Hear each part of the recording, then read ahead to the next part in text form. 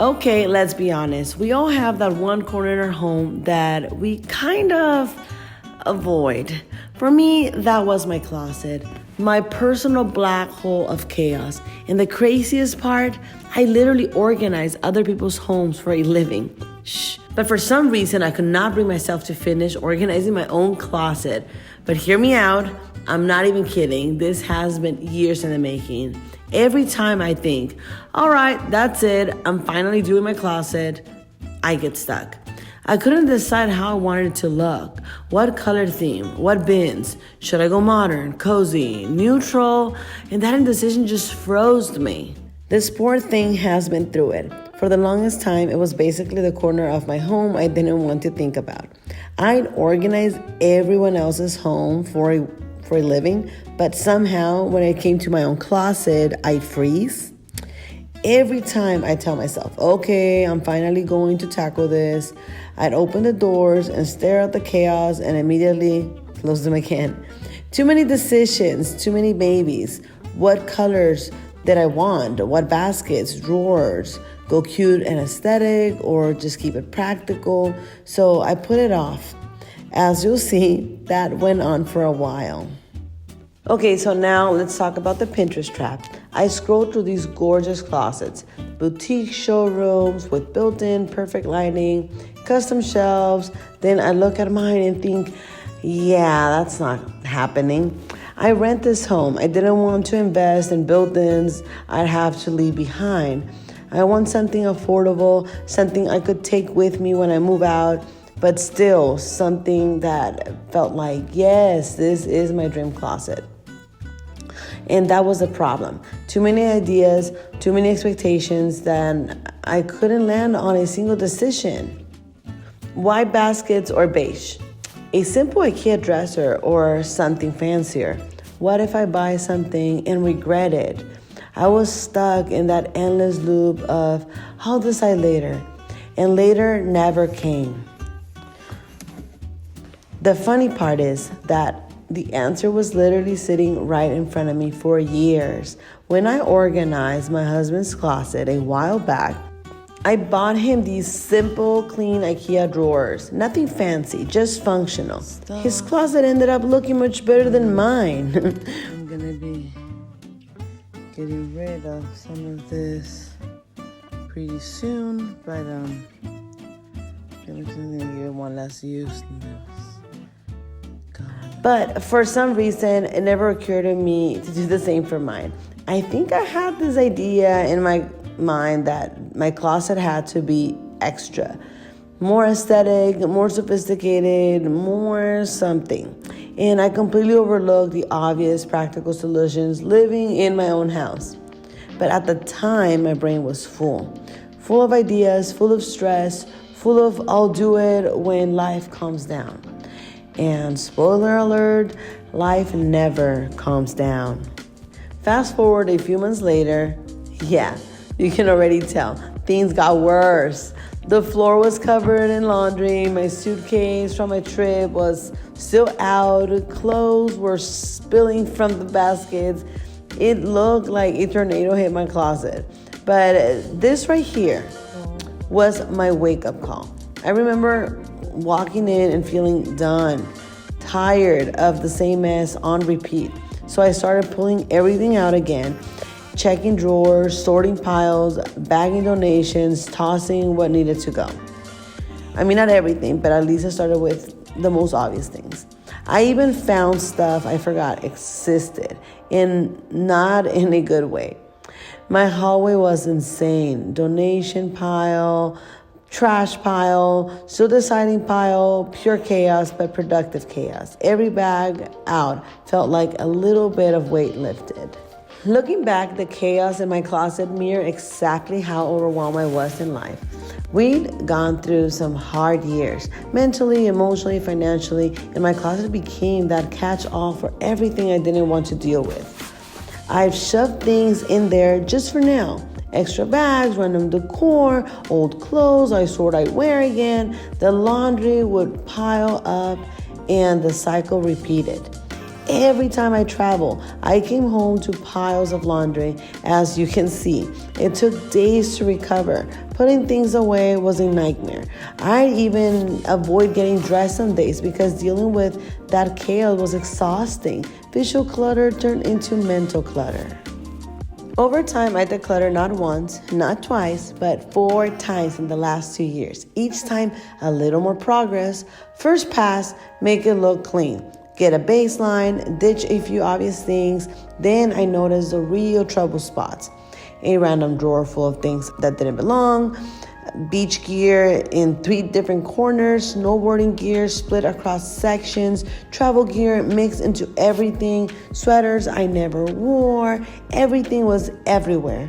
Second pass, more serious. I filled up a few donation bags and sorted into clothes I wear regularly, clothes that I would wear when I would hit my weight goals, and clothes that I just need to let go of. Right here, I am actually getting rid of all my old shoes that I've been holding on for years.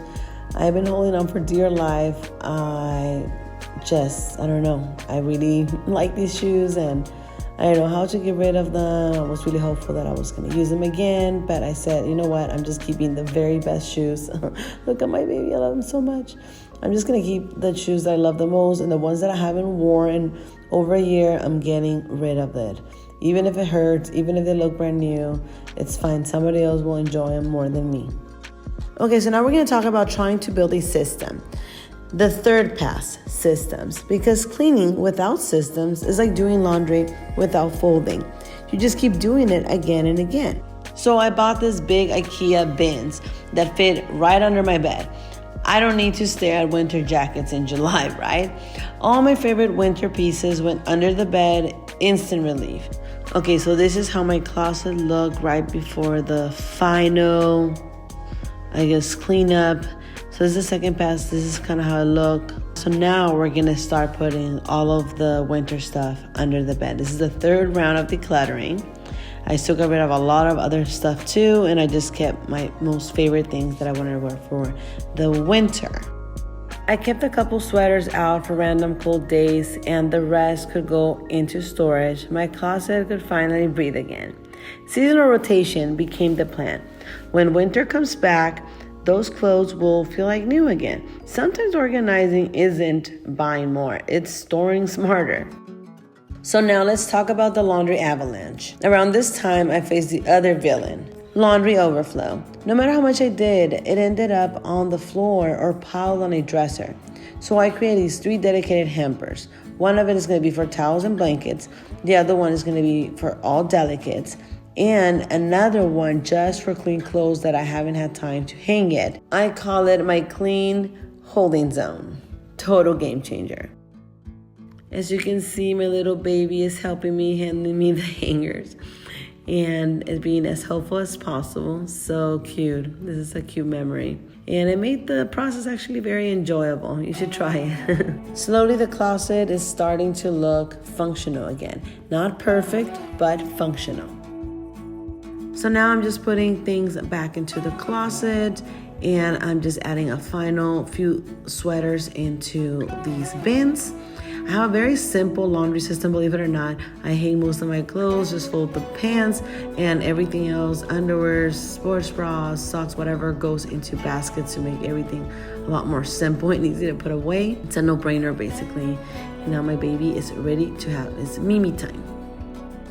And finally, the fourth attempt, the real one. This is it. Everything out. Every drawer, shelf, random bins of later gone. I'm getting rid of the old plastic drawers that serve no purpose, and getting also rid of that old cubicle that I no longer liked, and replace them with the new IKEA drawers. The same style my husband had, or has actually. The answer that had been in front of me this whole time. That change made a huge difference. I committed to a clean, neutral palette, white drawers, natural wicker baskets, and a few black and green accents to keep it calm and cohesive. So now, hangers. Total chaos before. Every color imaginable. I simplified to a light gray only. I didn't have enough, so I split it. Light gray in the front section, black in the back, and I gave the extras to my husband. So we both upgraded to velvet non-slip. I'll replace the rest of the black ones over time. For now, it already looks great.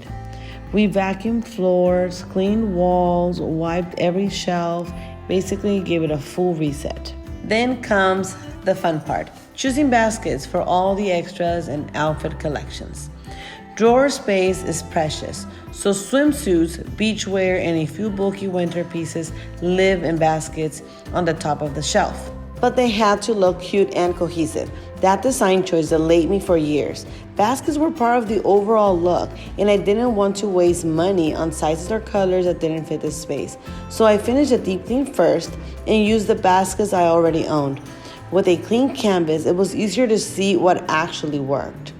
Funny enough, the two baskets I already had were perfect. They fit, matched, and gave me just enough storage. Sometimes we're overthinking while the solution is right there. I had to super speed up this part, but we're now doing the final adjustments, passing all the clothes onto the gray hangers, and just make sure that all the clothes is perfectly organized. So finally, we're bringing in the brand new IKEA drawers, and we're gonna start putting all this stuff inside. Everything is looking so much cleaner now, actually. And the next thing will be to just sort things out, put the things that go into the drawers. And now we're just trying to figure out how are we gonna sort things out. So I wasn't really sure if I should put the shoe rack on top or at the bottom, or where was I gonna fit it, because it ended up not fitting on the top. So I was wondering, should I put it behind the door? Is it gonna be functional if I put it behind the door? And then I had to go through all of my memorabilia, photos that I had, and I put it all that together in one small little drawer, thinking that I kept just a tiny small little corner of my closet is not gonna hurt for special memories. So now I'm just sorting through everything, figuring out where I'm gonna put my socks, what's gonna go where, etc., etc. So now let's talk about the shoe situation. What I wasn't thrilled with is the old shoe containers I bought ages ago. Solid colors, especially that, random blue. I don't know why I picked blue for, to be honest. Completely sealed. You can't even see inside. You can't tell what shoes do I have inside. I don't know what I was thinking. They looked adorable on the IKEA showroom, that's for sure. But in my closet, they hid my shoes and clashed with everything. So I'll replace them with clear see-through ones so that I can actually see what I own and make it faster to, faster outfit decisions, basically. For now, I'm avoiding waste and keeping them temporarily, but the blue ones are the first ones to go, for sure. I also added wall hooks for my bags to get them off the floor. Tiny changes, huge visual difference. Cleaner, calmer, less busy. Now that the dust has settled, I get why it took me this long. This wasn't just about clothes. It was about how I felt. The mental load of a few hard years, the stress, and the later. I told myself I needed the perfect furniture, the perfect baskets, the perfect plan, when really I just needed to start. I overthought the colors, the measurements, the budget, and missed the simplest answer that I already owned. When life feels chaotic, your home mirrors it. And when your home feels heavy, it feeds that chaos right back. Decluttering is emotional because it's not just stuff, it's energy. Letting go felt like releasing tiny pieces of guilt and all the maybe someday. Here's the thing. The whole transformation cost less than a single fancy furniture piece I almost bought. I thought I needed hundreds, maybe thousands, but honestly, I needed decisions. It's not about how much you spend, it's about being intentional. If it's functional, fits your space, and you love looking at it, that's what matters. Every time I open the door and see a space aligned with me, I feel a little hit of peace. Now I fully understand why I always tell clients organization is self-care. Because it is, it's emotional. Each thing I let go of was a little release of guilt, and maybe someday. And honestly, I truly wish I'd done this sooner. I kept telling myself I needed more time, more money, more inspiration. The truth, I needed to begin. I didn't actually end up spending thousands, just a couple $100s, and whatever money I spend on this, it's honestly worth it. I took it step by step, made small choices, and built systems I can actually keep. Now getting ready in the morning is easy. Everything hanging is something I actually wear and like. I don't stare at my closet feeling frustrated. I feel calm and proud. Your closet might seem small, but it's where your day starts. Start with order, and everything else, your energy, your focus, even your confidence will follow. So yeah, this was more than just a home project. It was a mindset shift. You don't need perfection, you need progress. You don't need expensive shelves, you need systems that make life easier. And you don't need more things, you need fewer things you love. If this video gave you a little inspiration or you like more organization tips, drop a comment. I love to share ideas. Don't forget to share and subscribe. This helps our small channel grow. And remember, a calm home starts with the spaces you use every day. Even a closet can change your whole mindset.